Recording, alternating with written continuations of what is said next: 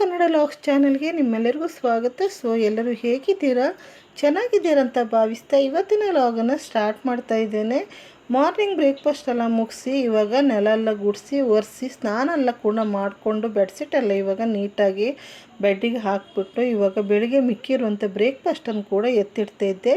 ಇದು ಬಂದ್ಬಿಟ್ಟು ಹಲಸಿನ ಎಲೆಯಿಂದ ಮಾಡಿರುವಂಥ ಹಿಟ್ಟಿದು ತುಂಬಾ ಚೆನ್ನಾಗಾಗುತ್ತೆ. ಹಾಗೆಯೇ ಇದು ಸ್ವಲ್ಪ ನಾವು ಹಿಟ್ಟನ್ನು ಕಡಿಬೇಕಾದ್ರೆ ಈ ಕಡುಬಿಗೆ ತುಂಬಾ ಗಟ್ಟಿಯಾಗಿರಬೇಕು ಈ ಹಿಟ್ಟು.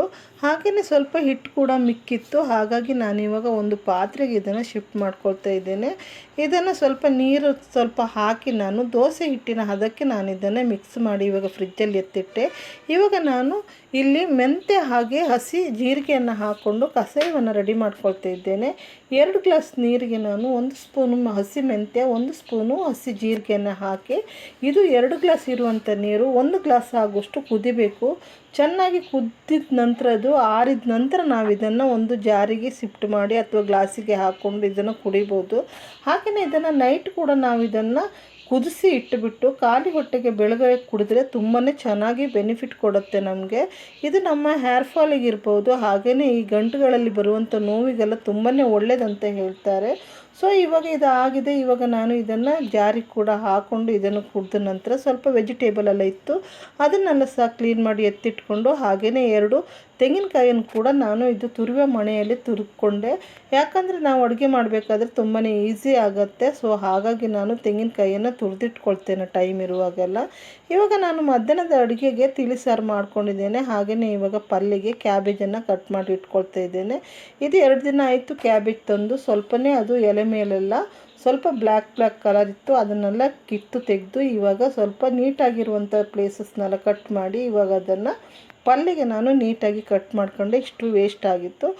ಇವಾಗ ಇದನ್ನು ವಾಶ್ ಮಾಡಿಕೊಂಡು ಇವಾಗ ಇದನ್ನು ಸ್ವಲ್ಪ ಬಿಸಿ ನೀರಲ್ಲಿ ಉಪ್ಪು ಹಾಕಿ ನೆನೆ ಹಾಕ್ಕೊಂಡಿದ್ದೀನಿ. ಹಾಗೆ ನಾನಿಲ್ಲಿ ಒಗ್ಗರಣೆಗೆ ಟೊಮೆಟೊ ಹಾಗೆಯೇ ಕರಿಬೇವಿನ ಎಲೆ ಹಾಗೆ ಬೆಳ್ಳುಳ್ಳಿ, ಈರುಳ್ಳಿ, ಸ್ವಲ್ಪ ಹಸಿಮೆಣಸು ಹಾಗೆಯೇ ಸ್ವಲ್ಪ ಸಾಸಿವೆಯನ್ನು ತೊಗೊಂಡಿದ್ದೇನೆ.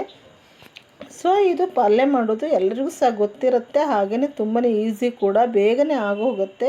ಇವಾಗ ನಾನು ಒಂದು ಪಾತ್ರೆಗೆ ಸ್ವಲ್ಪ ಆಯಿಲನ್ನು ಹಾಕ್ಕೊಂಡು ಬಿಸಿ ಮಾಡಿಕೊಂಡು ಇವಾಗ ಒಗ್ಗರಣೆಗೆ ಏನೆಲ್ಲ ತೊಗೊಂಡಿದ್ದೇನೆ ಅದನ್ನೆಲ್ಲ ಹಾಕಿ ಇವಾಗ ನಾನು ಒಗ್ಗರಣೆಯನ್ನು ಮಾಡ್ಕೊಳ್ತೇನೆ. ಇವಾಗ ಸಾಸಿವೆಯನ್ನು ಹಾಕ್ಕೊಂಡಿದ್ದೇನೆ, ಹಸಿಮೆಣಸು, ಬೆಳ್ಳುಳ್ಳಿ, ಕರಿಬೇವಿನ ಎಲೆ ಹಾಗೆಯೇ ಇದು ಸ್ವಲ್ಪ ನಾನು ಮಿಕ್ಸ್ ಮಾಡ್ಕೊಂಡ ನಂತರ ಇದು ಫ್ರೈ ಆದ ನಂತರ ಇವಾಗ ಕಟ್ ಮಾಡಿ ಇಟ್ಕೊಂಡಂಥ ಈರುಳ್ಳಿ ಹಾಗೆಯೇ ಸ್ವಲ್ಪ ಹೊತ್ತಾದ ನಂತರ ಟೊಮೆಟೊವನ್ನು ಕೂಡ ಸೇರಿಸ್ಕೊಂಡೆ.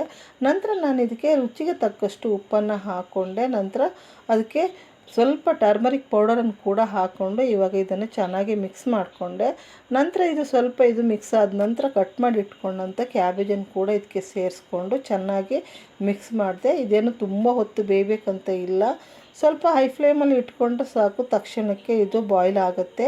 ನಂತರ ನಾನು ಇದಕ್ಕೆ ಸ್ವಲ್ಪ ತೆಂಗಿನ ತುರಿಯನ್ನು ಕೂಡ ಸೇರಿಸ್ಕೊಳ್ತೇನೆ. ಇದಕ್ಕೇನು ಜಾಸ್ತಿ ಎಲ್ಲ ತೆಂಗಿನ ತುರಿ ಬೇಕಾಗಲ್ಲ, ಸ್ವಲ್ಪ ಸಾಕಾಗಷ್ಟೇ. ಕೊನೆಯಲ್ಲಿ ಸ್ವಲ್ಪ ನಾನು ಇದಕ್ಕೆ ಕೊತ್ತಂಬರಿ ಸೊಪ್ಪನ್ನು ಸೇರಿಸ್ಕೊಳ್ತೀನಿ. ಇದಾಗಿತ್ತು ನನ್ನ ಒಂದು ಚಿಕ್ಕ ವ್ಲಾಗ್. ಈ ವ್ಲಾಗ್ ಇಷ್ಟ ಆದರೆ ಲೈಕ್, ಶೇರ್, ಕಮೆಂಟ್ ಮಾಡಿ ಅಂತ ಹೇಳಿ.